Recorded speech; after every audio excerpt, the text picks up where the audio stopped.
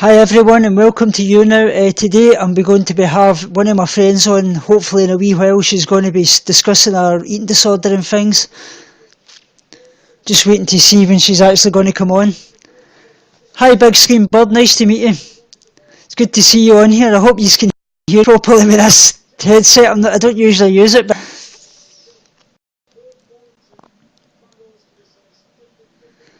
doing well. How about yourself? Hi there, is it XY Annals Girl? Nice to see you on here as well. So what you's all up to is... Oh, I do look like a gaming nerd, exactly. Right, here's my friend Andi. She's going to be coming on. She's going to be speaking about her eating disorder. So I'm just going to guest her in, guys, and she'll be giving you a story and things, and you can ask her some questions and that at the end and things. And hope you'll like this because it's really inspiring and brave of her to come on.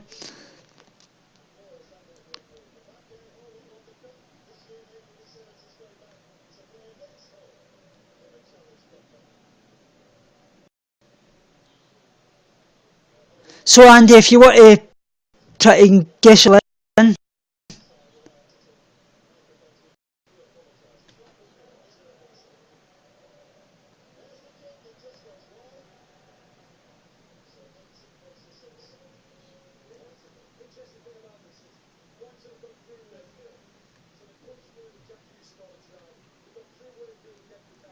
what's happening here?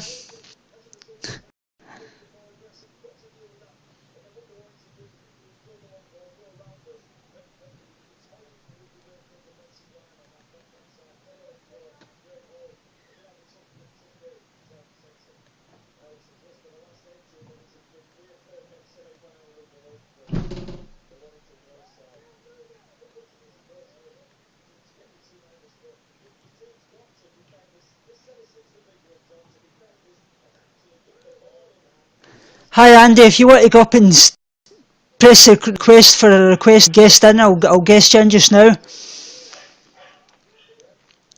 Hi Carrie Eats Plants, nice to meet you. It's good to see you on here. You girls are back. I used to them up. Oh yeah, that's great. Great to hear that.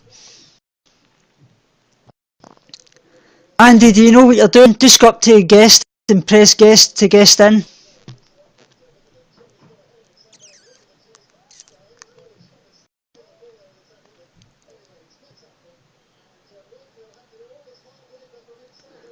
St. Croix anytime soon. Yeah, oh that'd be great. I'd love to go there as well.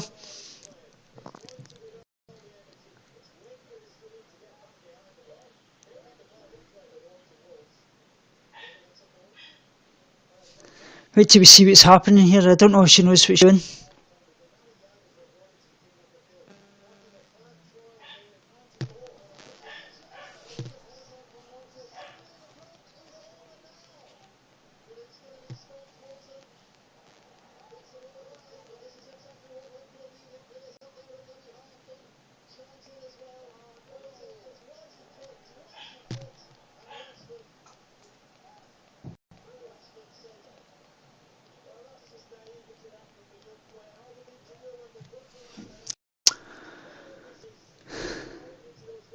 What's happening here? I don't know. On here, guys. Sorry about this.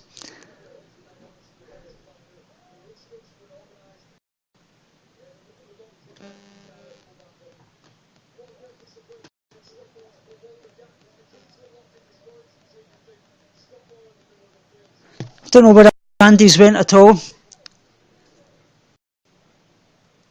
I hear a dog. My dogs are here watching over now. Yeah, that's great. I've got 6 dogs here, so I've actually got some looking after one of my friend's dogs today because she's actually taken no well. She fell and she's got concussion and things, and she's actually going in for an amputation in her leg shortly as well. So it's going to be quite a bad time for her. I was actually on Jessica Carunya's Younow a wee while ago there, and we were discussing a lot of things and things. So we went through a lot of the vegan drama and things that's been going on recently. We obviously vegan cheetah calling out vegan Kayla about her transgender and things like that. And just typical in him. He doesn't mean it, but sometimes he goes beyond the funny to the crossing the borderline, as the saying goes. Big Screen Bird, where did you get your wolfhound? I actually got him from a local breeder. It was just gave us away free of charge because they were moving away to New York and things, so they couldn't keep him any longer. So we got him as a pup.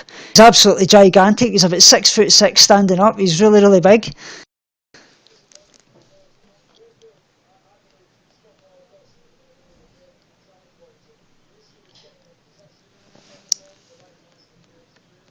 Yeah, for free. That's right.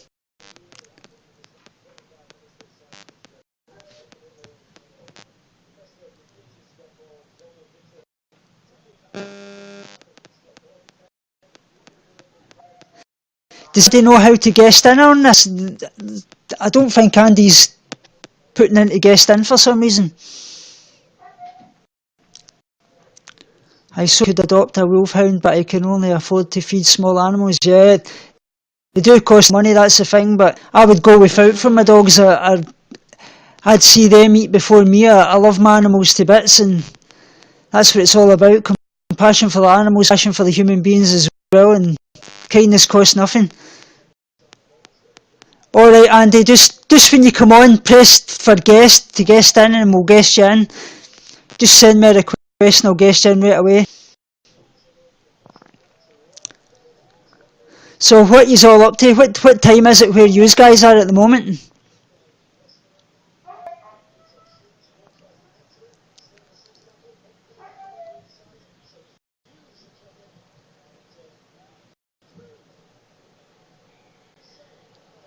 Yeah, or is it 9 a.m? Oh, Jesus.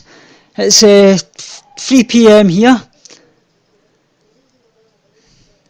XY4 Animal Girls. Last month you lived on rice so the dogs could still go with their best food. Yeah, that's one thing I don't agree with well, when a lot of people say that you should feed your animals in a vegan diet. I mean, I really don't agree with that. I know it's a big topic in the vegan community and things like that, but I feel that they're natural carnivorous animals, especially dogs as well, and they're off the wolves, and at the end of the day you shouldn't feed them. They become nutritionally deficient and things if you were to feed them in a vegan diet. And at the end of the day, obviously with cats and things like that, you could do that, yeah, but they would just go out and kill birds and mice and things anyway. It's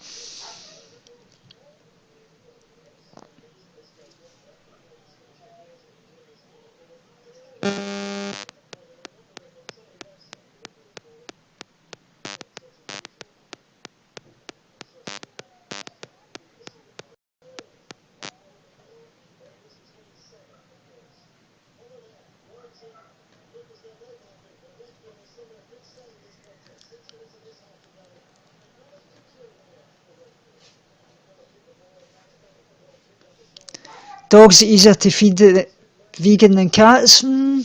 Yeah, it might well be, yeah. 10 years. We've actually got a few dogs. Were Collie Cross. She's 11 today, actually. It's her birthday. My oldest dog was 22 when he passed away, and he only got passed because he had to get put to sleep because obviously his back legs and things went, and he was absolutely fit as anything. He was really, really... Oh, thanks very much, Animal Girls. So what you're making in all this vegan drama that's going on in the community at the moment is... I'm getting sick of having to reply to things, and it's taken away from the message we're trying to put out there to try to make a good community and build up the community, the vegan lifestyle. And I feel this drama is putting people off coming to us, especially when you see Durian Rider calling out PewDiePie and things, saying does nothing for charity and things like that. And that guy does an absolutely barrel load of things for charity. You think of the WWF, the charity water, the Save the Children for the St Jude's Hospital and things like that they done for. And I question what they say he's greedy and doesn't do nothing. Well, what does Durian Rider do for the animals and things? Exactly, does absolutely nothing for charity himself. He's all for the animals, so be his way. But yeah, if he was all for the animals, doesn't he give away half the money he makes to his Rotto 4 crap ebooks and things like that and put it towards an animal charity.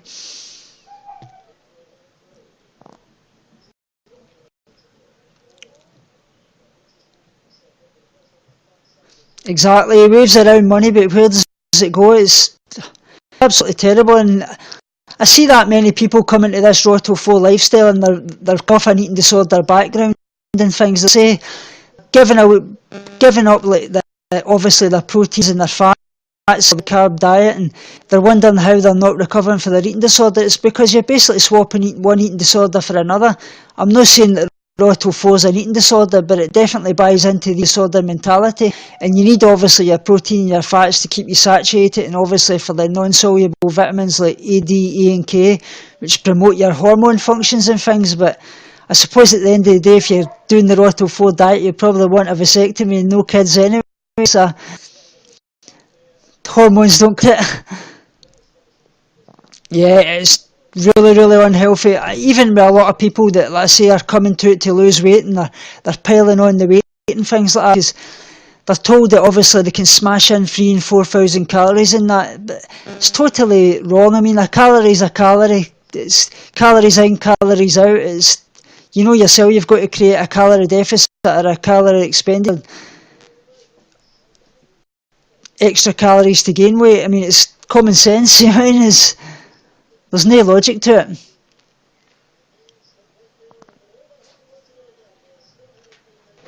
Have you actually done any live streams yet, Big Screen?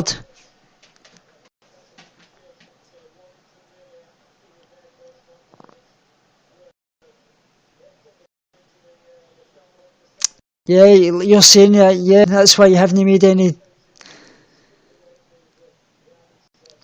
Yeah, I can understand what you're saying with a calorie as a calorie. Obviously, the calories are different nutritionally and things like that, but at the end of the day, like, it's, if you 3,000 calories, if that's more than what you need in a day, if you're needing 2,500, you eat 3,000, well, you're going to gain weight. Similar to if it's not enough, you're going to lose weight. You got brain fog and lethargy, weird fat deposits messed up your menstrual cycle, and yeah, I can totally understand that.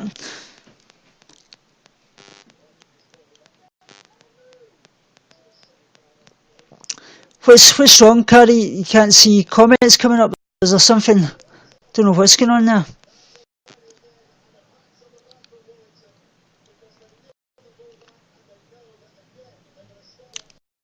Exactly. 1,000 calories is not exactly the same as 1,000 cheeseburger. Exactly. That's exactly what I was meaning. I just phrased it the wrong way. I'm sorry about that.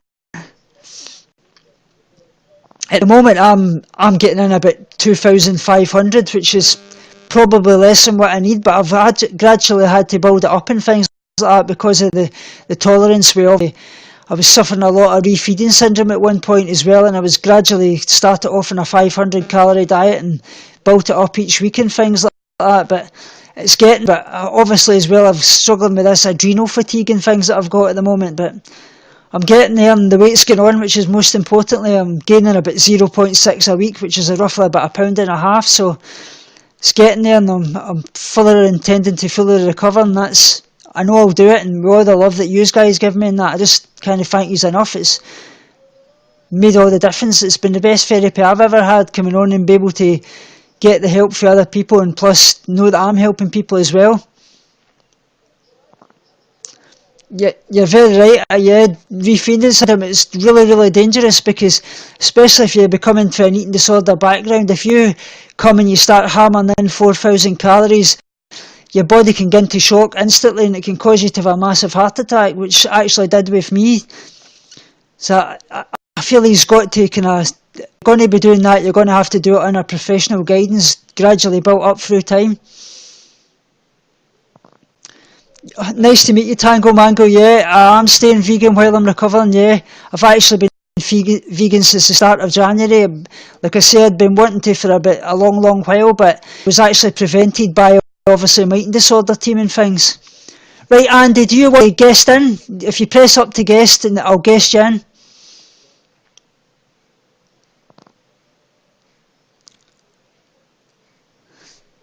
No bother, Big Screen Bird. I'll speak to you soon. Hi, the Blue Round's here as well. Nice to meet you. I'm just my friend Andy's Foster's going to be guesting to speak about her eating disorder recovery and things. And if she just wants to guest in, if you press up to get guest and put a request in, that's it. Get Andy. I'm just going to guest you in right away. So guys, here she's coming on. Nice to speak to you.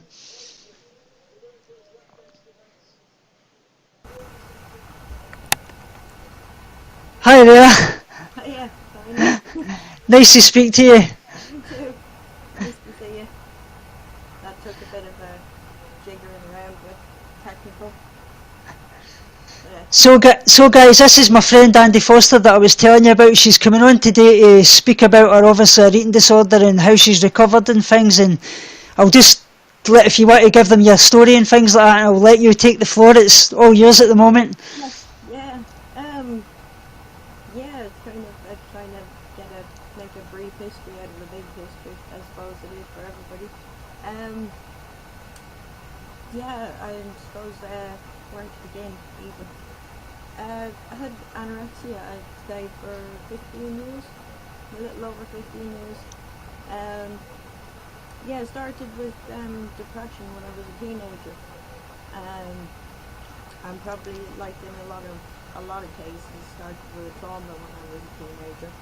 And then depression for many years, which included self-harm quite badly as well. Yeah.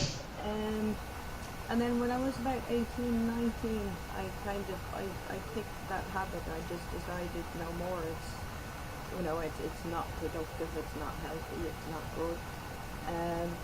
All those things, and I started living life and doing pretty well. Actually, ironically enough, I was a chef for 7 years. Yep. So I did that, yeah, and I worked. I loved that, and worked hard at it in Michelin star restaurants and things like that. Yep. But I have to say, it wasn't really an influence on my eating disorder, and it can be for a lot of chefs, I think. And it is very common in the industry, unfortunately. But yeah, that went okay, and I was in a relationship that was going brilliantly. I was in it for 4 years or so, and when the chefing started to wind down, I decided to go back to college, which I've never done, to do what I always wanted to do, which was art. So I started doing that, and everything was going brilliantly. And then I suppose you'd call it, I suppose in the past I would have called it a nervous breakdown, but the depression came back really strongly, just completely out of the blue. So Could I say something a wee minute? Yeah. The people are saying that they can't hear you properly. All right. I will try and fix that. I don't know how. I'll actually paste our YouTube channel as well while I'm here, so you can catch up with our channel. Yeah. Does that sound any better? Does that sound any better, guys?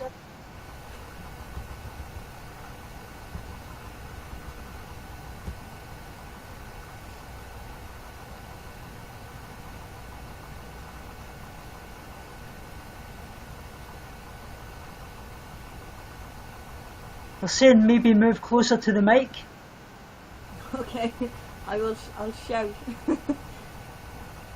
That's better. Brilliant. Yeah, so in college I kind of had, excuse me, what they'd call a psychotic break, I suppose. I just couldn't cope anymore with even the day-to-day, and just went into a severe depression.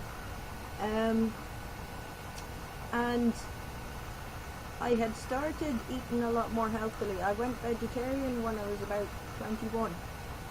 Yeah. I wanted to be vegetarian since I was a kid, but my parents were kind of against it, so I never did. But then, yeah, when I was 21, just went fully vegetarian. So I was always kind of a healthy eater, and I always cooked for myself, obviously. But then I started exercising because I felt bad about myself, in myself.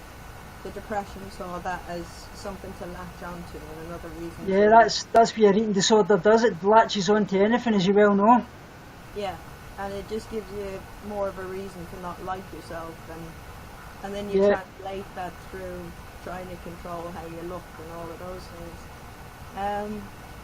Yeah, so I started exercising, and when you gain a little bit of self-confidence and you get a few compliments from people, and that just drives you to keep doing what you're doing and to exercise more, and then every goal becomes another goal, and it's never enough, and then you're just, before you know it, I suppose, if you have that kind of background and you're not in a good place, you're not exercising for health, you're exercising for punishment, and it just, as you know yourself, it just takes over. So I was obsessively exercising, constantly in the gym, weighing myself. I row for about 4 hours a day, jog for about 4 hours a day, walk everywhere I could, make excuses to walk. Just had nowhere to go, but I had to do something. That's it. I felt I'll even try and, if it's steps in my eating disorder, I would take more steps a day. Gradually, you want to do extra each day. It could be 500 sit-ups, the next day it'll be 600, 700. Yeah. It's all focused in numbers, as you well know, with your eating disorder, and that's... Yeah.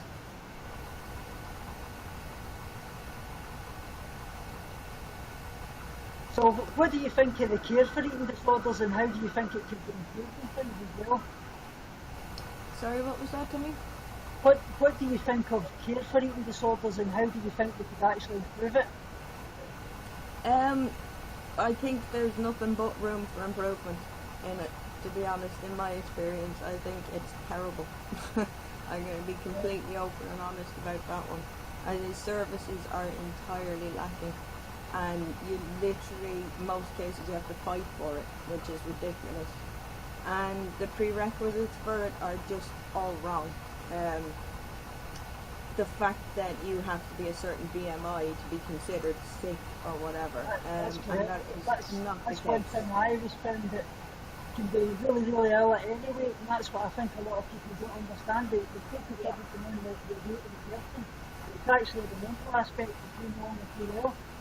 Yeah, hugely. You can be suffering just as much with it, no matter what your body shape is. You can be tormented by the thoughts of food constantly, and the need to exercise, and all of those things, or purging, binging, all of that, be such an interruption in your life where you literally can't function as much as you wouldn't be able to physically if you were at a dangerous BMI. The Blue Wren's actually asking, high calorie shakes, he's asking, what do you think? Of high calorie which? High calorie shakes. Sorry, I didn't catch that, Tommy. High calorie protein shakes and things like that to recovery. Oh, right, yeah. Yeah, I think in some cases, to be honest, I think it's always better to try and normalise your diet as quickly as you can.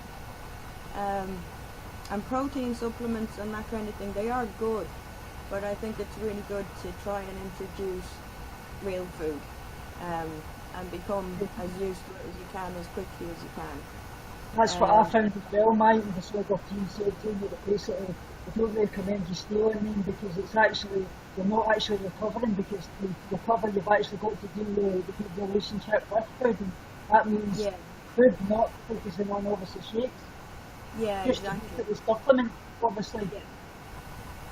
They are really good for getting nutrition in medically when you're at a very low weight and you need to get the weight on to start to repair your body, but yeah, it's, your brain can latch onto them as well and just think, oh, I just have to drink now, and you're not actually facing all of those fears that you have about eating real food and the way everybody else eats. So yeah, in a lot of ways they can interfere. I think it is difficult, but I think it's better in the long run to jump in do it with real Also, as food. well, we're going to ask you, what do you think about all this with things like the vegan lifestyle, like jury riding and things, all saying that eating disorders and mental illness is a choice? What's your stance on that? I don't really know where to start with that without using a lot of swear words. Well, Um, us too well. yeah, I swear like a sailor. I wanted to warn everybody before I came on. Um, yeah, I just think his ignorance is astonishing, and I think he's a dangerous influence if people actually don't see through him for whatever reason they should. But he's completely uneducated, and he's just got the soapbox of YouTube in order to spout his rubbish. To be honest, I would never attack somebody personally about who he is, whatever. But he's uneducated when it comes to this, and it's very obvious that he is, because he's proven it by saying what he said. Feel as well that he's obviously his lateral flow diet's really dangerous as well because he's Yeah. telling people to come and obviously smash in carbs, but as you know and I know only too well, you need proteins and fats obviously for your Yeah. hormone function and things like that, and basically you're swapping one disorder you pattern for another. It's just, you're never Yeah. going to fully recover. You may be Yeah. recovered in body size and body weight, but you're never really going to be covered in mental issues. Yeah, yeah. I mean, if you want to live your life again and fully take part in life again, you're not going to go out to a restaurant with your family and eat 30 bananas. It's No. not. That's not normal. When you put it in that context, it's not normal. You still have something. Food is still imposing on your life, and you're not living the way other people do. And it's seriously not lacking, like you said, in you need all the food groups. That's why they're there. Obviously as well, what kind of diet do you follow and things that so everybody can get an idea of how they can recover and things? I've always said that I just go vegan, that's what I do. Cakes, everything, just getting in the calories. What's your kind of Yeah. opinion on what's best? I think a lot of the time I would always be for people pro-vegan choice, pro-vegetarianism, whatever they want to. But I think during recovery, it's not a good idea because it can be. You've probably heard of orthorexia, um, where you're literally just you the ED will is a crafty bastard, and it will latch on to anything to try and control your food. And diets like veganism and vegetarian are just naturally easier to lower your intake of protein. It's actually difficult as a vegetarian or vegan to take care of your own food. To the point where you're preparing and you're getting a good amount of protein in. It takes a lot more preparation than a meat diet would in general. You're relying on pulses and beans and stuff like that, and it just Lower calorie foods. yeah, it just naturally takes a bit more preparation. It's a lot easier now. There's a load of products that are brilliant that you can just, same with chicken, just take it out, fry it and cook it like tofu or tempeh. But One is actually asking what food have you learned to enjoy again? That's a difficult one because I think enjoyment of food kind of for a lot of people it doesn't come back for a long, long time. It doesn't with me, I've got to admit that, is you don't get that feeling now. You don't obviously get hunger as well, you've basically got to eat by the clock. That's one thing that you do. Basically, obviously you're starved for that length of time with the neurotransmitters in your brain, you don't fire the way a normal person does. Yeah. You don't get that hunger. Yeah, it's very true. And even when you do start eating and you do get the hang of mechanical eating where you're eating your meals and your snacks when you need to, even at that you can't trust yourself for a long time as to whether you're hungry or not. For the longest time I had no idea I was hungry, but the only way I could describe it was I started to get severe anxiety at certain times in the day, and it took me a long time to figure out. I'd be out and doing something, and I would literally get panicky and think, what is wrong with me? I'm agitated, I don't know what's going on, maybe something's going to happen.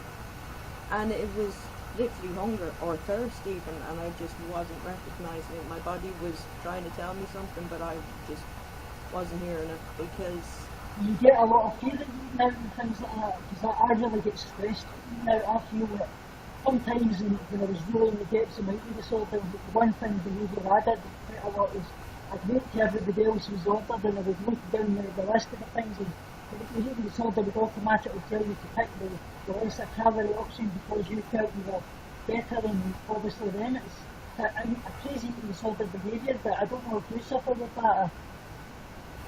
yeah, I did. Yeah, hugely. I was pretty chronic with my eating disorder. When I say, excuse me, I had it for 15 years. It was literally bang straight into it, and I at first started to cut out food groups that I thought would keep weight on or whatever, the usual myths about carbs, and but then as soon as they went, protein went. As soon as protein went, something else went. Just gradually cutting in. Yeah. And I literally lived on a diet of fruit for 15 years. And I remember myself and Andi making a promise to myself that I would not consume carbs. I wouldn't put them in my mouth. I just did not want them in my body ever again. They just became a source of fear for me, absolute fear. So literally just fruit, and I would eat once a day, every 3 days. That was it. And other than that, I was living off. I would sip from 1 cup of coffee for 2 days. Yeah. Before Enzo, I'll ask him as well. Make eating fun, weight gain competitions associate positivity with weight gain. I don't. But sure. That's dodgy kind of ground, because again, The it's weight not gain necessarily. competition side of things, yeah. Yeah, it's not really a healthy way of looking at things, you know. No. Nothing should be a competition. I mean, if you look at it the other way, it's very easy to see that it's kind of ED thinking, because an ED is just competition with yourself around food. Obviously, getting amongst other people with eating disorders, you get to kind of compete with each other and who's the best eating disorder. And you basically get tips off other people when you see it in the hospital, and you really sort of latches into all these things. Yeah, that was something I wanted to talk about as well. Yeah, that it does come up very often, and it's quite difficult to kind of keep your head down and just concentrate on your own recovery in that, because you do have the influence of people around you. And I'm always very aware of, like even today with the information I'm given, to not give tips or, you know, triggers or anything like that, you know. Even mentioning your weight can just become a competition for someone else, you know. Triggers a lot of people. Yeah, I mean, people say to me, what was your lowest weight and all the rest of it, and I will say it, and it was horrific. But that is the main thing that I want to point out with it, is that it was horrific. The time when I went to hospital, like I said, I wasn't eating for 3 days at a time. I would have a bowl of fruit every 3 days, and I was still trying to function. I was banned by doctors from doing any movement because I could have had a heart attack. I was basically full bed rest. You weren't even allowed to stand, and even obviously when you went to the toilet, you were wheelchair to the toilet, and somebody would be sitting inside the toilet while you were doing the toilet, obviously as well, because there's that risk that you might purge and things like that. Yeah. A lot of people forget that even the slightest amount of exercise when you're in recovery burns thousands of calories compared to somebody that could be walking up and down the hall and burn a few calories, but when you're that starved, the body burns massively. Yeah. And the amount of effort that it takes in yourself to do it, you're literally just kind of running on the last or whatever adrenaline you have to just keep pushing yourself, and it's the ED still pushing you, because it does literally just want to kill you. That's what it is. It's a fatal disease, and it will not stop. It won't stop till it's achieved what it wants. Lorraine's also saying to you to check out plant-based science at gmail.com. Right. I haven't heard of that one. Yeah, I haven't heard of that one. Yeah. So I was going to ask you, what was the kind of turning point in your recovery? And Right. But funnily enough, it was literally just life or death at that stage. I had been on an inpatient program a couple of times, and I bullshitted my way out of it because it was the last place I wanted to be. I find it off a lot of times, obviously, they admit you to a psychiatric hospital because, as you well know, eating disorder specialist units are few and far between, and maybe only have a few beds and things. And you basically get in there, they put weight on you, and they send you back out. And it's basically like bandaging up a broken leg and sending you back out, and you've still got that mental issue, and you go back out into the community, you're straight back to square one. Yeah, yeah. I found that as well. I didn't choose to go because I was an adult. My parents couldn't do anything about it, and I completely refused treatment. I was just completely lost to the ED for as many years as I had it. I refused to see it as an illness. I thought it was completely me, and I thought it was what I wanted, and it wasn't. Definitely not. But yeah, going into inpatient was forced on me a couple of times where I didn't have a choice. Physically, I was wrecked. Sometimes, unfortunately, it's got to be because it's got to be taken out of your hands because the eating disorder thrives in secrecy. You don't really believe you've got an eating disorder at times, and until you accept it and speak out, that's when recovery does happen. Yeah, yeah. And I same thing. I did really badly. They didn't even manage to beat me up. They had to give me 2 Valium in order to get me into the dining room. I was that afraid of food, and I had a form of anorexia.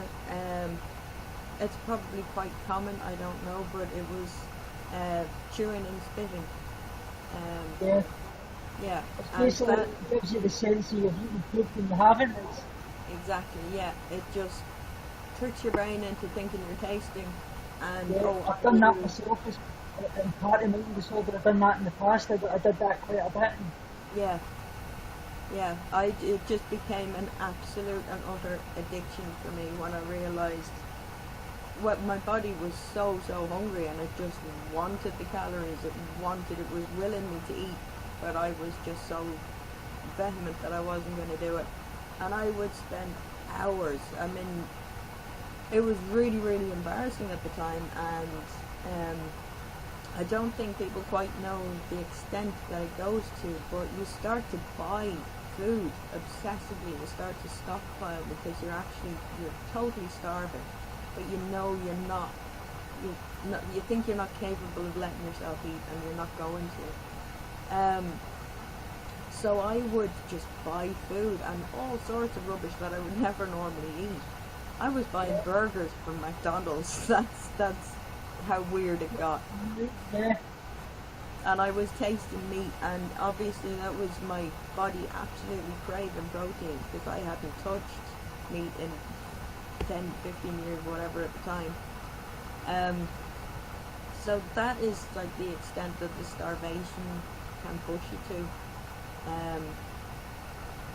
But I was up hours. I was up nights and nights and nights, just unwrapping things, trying things, whole packets of biscuits, whole packets of crisps, whatever, and not actually eating any of it. So I was just exhausting myself doing it. Well, you actually mentioned that. I'm actually going through something at the moment that I think it's my eating disorder trying to keep back in because I'm eating it in all the other areas that I usually do. And what I'll be doing and do, I'll open the cupboards, I'll take out food, and I'll be really, really wanting to eat it, but I'll look at them and then I'll put them all back. It's crazy thing. Yeah. Hard to explain. It's the the hunger, you know, that you actually are hungry and you're going to get something because you want it, and you are used to that. I mean, most people with an ED grow up with a healthy, normal attitude to food, and I'm sure you can remember a time in your life where you know, you love sitting watching your cartoons with your cereal, and That's it. you don't even think about it, and you have your birthday cake, and you know, you enjoy meals with your family and stuff. So it is within you. You were like that once. You can do it again, definitely.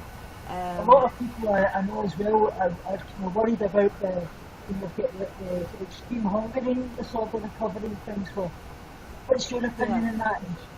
You listen, like I always say, you should listen to your body. What's your opinion on that? Yeah, it definitely does happen. It's not like it's not a myth or anything. It is a physical, medical thing that when you're at a calorie deficit, your body then realizes that you're giving it food, and it goes, oh shit, give me food. And you think that you're not going to stop, but you are. It's not like you're developing another problem. It is worrying, definitely. But I think the main way to get around that is to stick to meal times. And that way you know for sure, because that's what the rest of the known universe does. You know, your 3 meals a day. One of the Animal Girl was asking as well, did your depression start before or after your eating disorder or the same time? Because they often seem to go on together. Yeah. Well, my depression started a long time before that. Probably when I was about 14 or so. And it was entirely unconnected, but the ED just magnified it. Absolutely magnified it. Because not only the physical suffering of it, but you're exhausted on top of it. So if you had any ideas of having a bit of enthusiasm about anything, forget it. You just they both feed into each other, but because of malnutrition, it really does affect your brain as much as your body. Yeah, definitely. You start training, you just can't think, and your cognitive abilities are out the window as well now. Even concentrating on things is really hard. Yeah, and you can see it in most things. I mean, like, there's even that new word, hangry, that's going around. But people, when they're hungry, you get irritable. You know, your body is in need of something, and I always see that's eating disorder. You actually get to the point where you lash out at the people you love and things like that. That's basically because the eating disorder sees that they're trying to help you, and that doesn't want to let go of you because that's your identity. Do that. Yeah, that's a really hard part about it as well, because the eating disorder is doing that to you. The fact that you're severely malnourished is doing that to you. You would never normally do that. You're not that person. But you do. You lose the run of yourself entirely. I was obsessed with getting a certain type of grape. I would only eat one certain type of grape. And I was at the stage where I couldn't walk. I couldn't go and do my own shopping. So my parents, they went and did that in order to keep me going until I would hopefully one day come around and go for treatment. But yeah, I would obsess over that grape, and I would, if I couldn't get it, I thought I had nothing to eat because everything else was shut off to me in my mind. So on the one hand, I was afraid of that being hungry, of literally not having anything available for me to eat, even though it wasn't true. But yeah, the stress of that, the obsession of it, and of course it knocked onto my family, friends, and all of that sort of thing.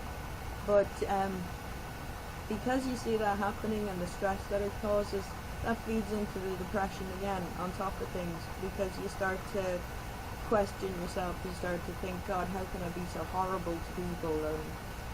And right, guys, I'm just going to link Andi's channel details also to check it out as well, so you can go and subscribe to her channel as well. So just do that while I'm here.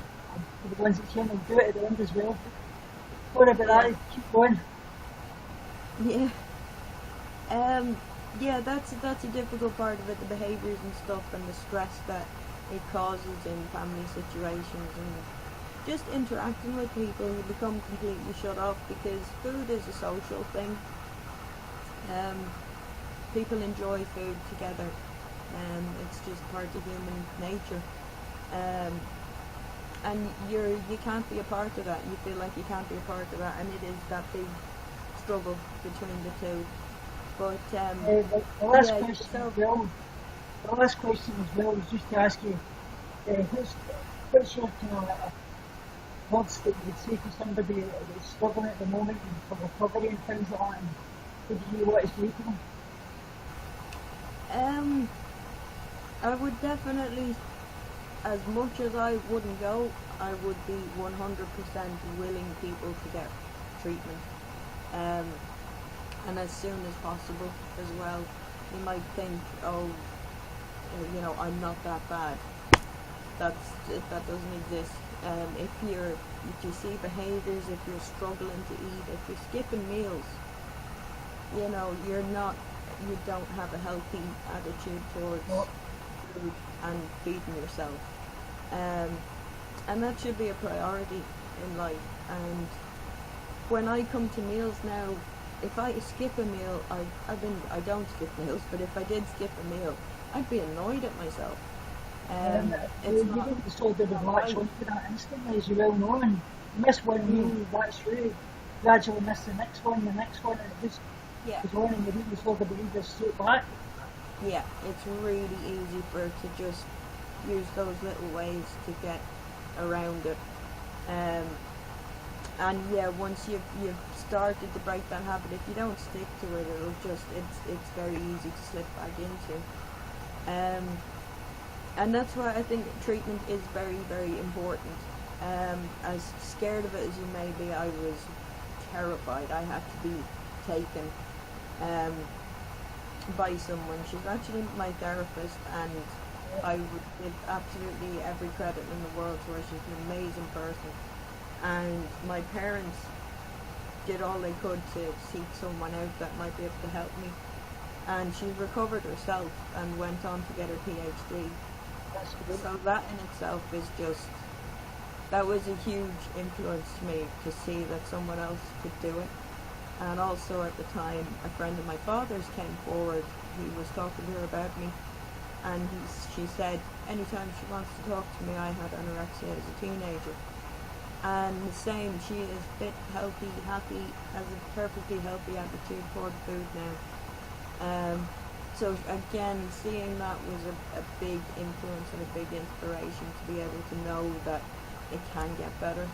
There's the last question for one of the viewers that says, is it easier to eat with other people or by yourself? Like, was one less stressful than another? Yeah, well, I didn't eat in front of anyone for 10 years. I'm the same. I actually find it very, very hard, but recently I've been challenging myself, and I've been coming on to Younow, and I've been eating in front of people and things like that, because I felt I really had to break that barrier, because you really need to overcome those hurdles, and the only way is to throw yourself into it, as well know. Yeah, definitely. Yeah, it is a very difficult one. I would only ever eat in my room at night on my own. And I did break the cycle of that a good couple of years ago. I was ordered by doctors to eat in the kitchen, and there were all sorts of rules and regulations brought into the house, but I was terrified of it. I mean, you know yourself, it's very difficult to express the fear that's involved with an eating disorder, and it's that fear that stops you from doing what you should be doing, eating healthily and all of those sorts of things. And the viewers are just saying you're an inspiration. Sorry? There you go. The viewers are just saying that you're a big inspiration. You're a real inspiration. Thanks a million. There you go. It's very, very true, yeah. All I want to do is just, try and share the information that I've learned. Yeah, that's what we're both here for. We're both here to help everybody. And yeah. Is there any words you want to say before you go on that? And anything else? I'm not sure. Yeah, I had a load of things that I wanted to cover, but I mean, it's a big subject matter. Things like the health issues that are there. Um, not to use as scare tactics, but they are very, very scary things, and I think everybody should be very aware of them. And they do happen, and they aren't things like, you know, when you're a kid and your mom says brush your teeth, and you go, yeah, whatever. Um, it's things like that. It does seem like that at the time, but it is so. It's true. I'm pointing in case none of these teeth are mine. Not I'm the one of same. them. I've got quite a lot of crowns and things like that, obviously, because the erosion with the enamel, with the fringing and purging and things like that. That's Yeah, yeah. I lost every one of my teeth. I had to have them all removed. They all broke off. Um, and you can see in my earlier videos on my YouTube channel, I had no teeth even. I didn't start my you're actually been uploading a lot of your old YouTube videos. So that's why I was saying to people to go over to your channel, and I would thoroughly recommend you keep uploading new ones as well, because a yeah lot of people will be really, all of my viewers will be wanting to see you, and they will, but I hope they'll all go over and subscribe to you. That's what I told them, is they yeah definitely will. yeah.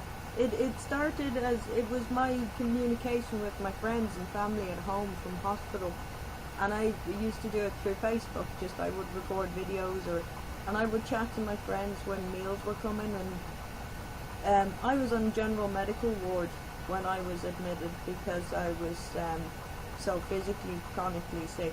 Um, Yeah. so there was no one else around me who even understood. The nurses weren't ED trained.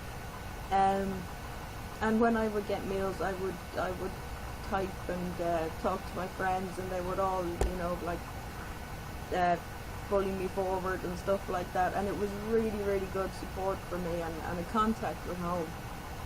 So I started making stupid videos because I was bored in the hospital, and so in my very early videos, you can see I have no teeth and no nothing. I really didn't care. I was just like, doesn't matter.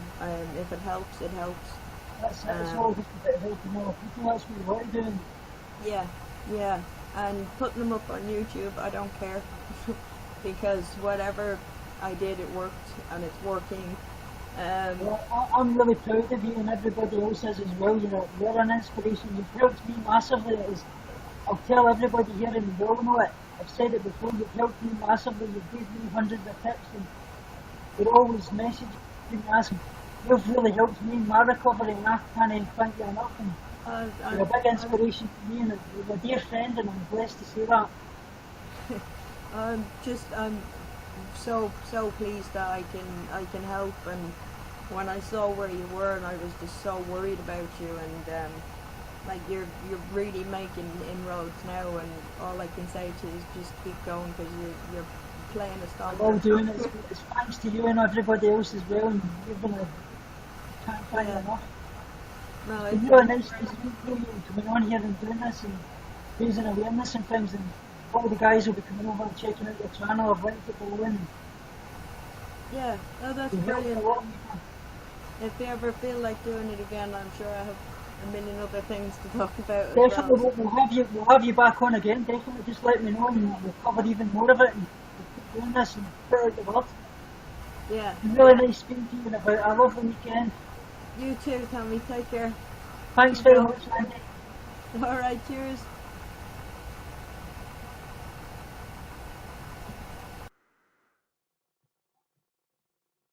So guys, there you go. She's absolutely inspiration. She really is. She's a lovely, lovely girl. I'll link her channel here, guys. Please go over and subscribe to her, because she really deserves it.